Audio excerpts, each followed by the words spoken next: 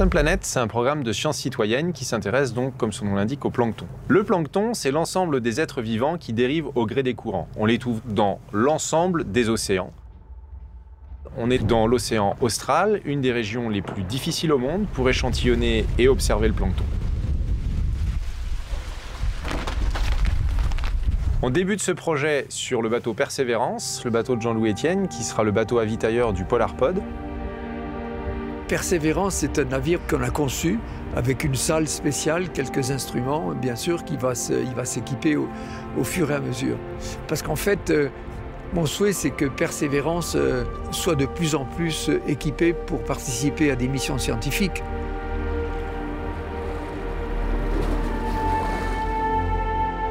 Les objectifs de la mission, c'est aussi l'essence même du projet Plankton Planet, que de permettre à des gens qui sont non scientifiques de contribuer à cette exploration de l'écosystème planctonique.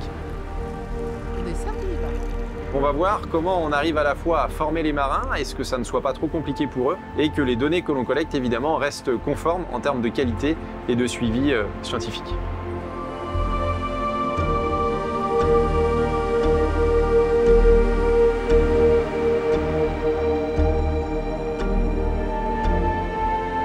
Là, ce que l'on va faire, c'est qu'on va faire un trait de filet vertical. Ce que tu as dans la main, c'est l'ouverture du filet.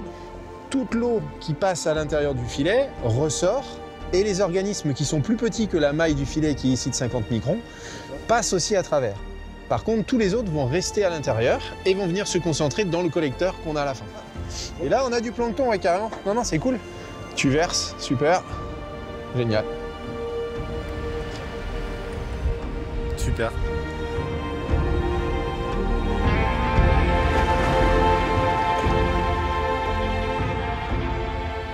Comme on travaille sur de la génétique, ce qu'il faut absolument faire, c'est porter des gants. Tu peux déjà mettre ton filtre. Parfait, c'est bon. Le filtre est en place.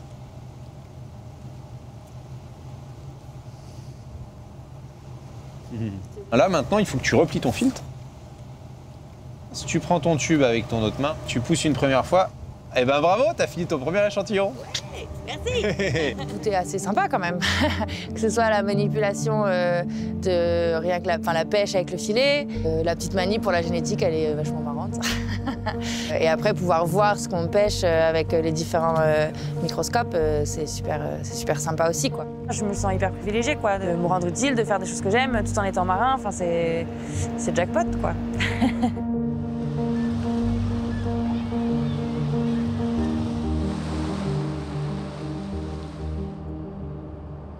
Le principe du microscope que l'on a là, ça va être de prendre une photo de chacune des cellules qui est contenue dans l'échantillon que l'on a pris ici. Okay. Donc on appelle ça de l'imagerie quantitative.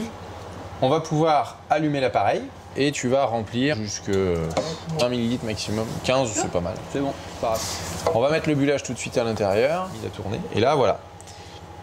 On commence à avoir du plancton qui passe. Et c'est grâce à ça, en mesurant à peu près une centaine de paramètres sur chacune de ces particules, qu'on arrivera ensuite à faire de la classification automatique. C'est ça qui est extraordinaire. Noan arrive avec son matériel, il a posé son petit matériel au milieu du carré, et puis t'as tout le monde qui s'est agglutiné. Et il y en a des millions. On voit les gens, les yeux. Alors t'as ceux qui sont sidérés, t'as ceux qui sont complètement passionnés. Le microscope, il est ici. Donc il est assez petit, il est assez compact. Voilà. Ça, c'est sûr que ça ressemble pas au microscope que je connais. Qu'on a l'habitude d'avoir. En microbiologie. C'est ça. Et on va venir, hop, le positionner dans le microscope. Et là, voilà, on voit, tu vois, tout de suite à l'écran. Quand même, on a quelques petits phytoplanctons, on a quelques diatomées. Plankton Planet est attractif. Ce sont des instruments qui vont permettre de diffuser la culture scientifique, de savoir que tu as entre tes mains ce qu'utilise le scientifique, en fait, cette espèce de lien qu'il y a direct entre toi, qui est lambda, qui en a donné ce truc-là, et le chercheur qui travaille sur la même chose. Je suis, pour tout vous dire, ravi de cette opération.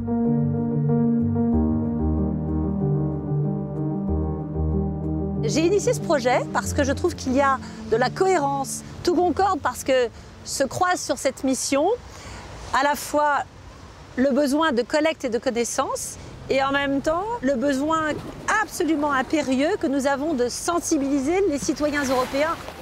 J'espère qu'avec cette mission Plancton Planète sur Persévérance, nous allons donner envie à d'autres, finalement un peu à exercer ce que j'appelle cette responsabilité individuelle et collective de mieux connaître et de mieux préserver l'océan qui est notre bien commun.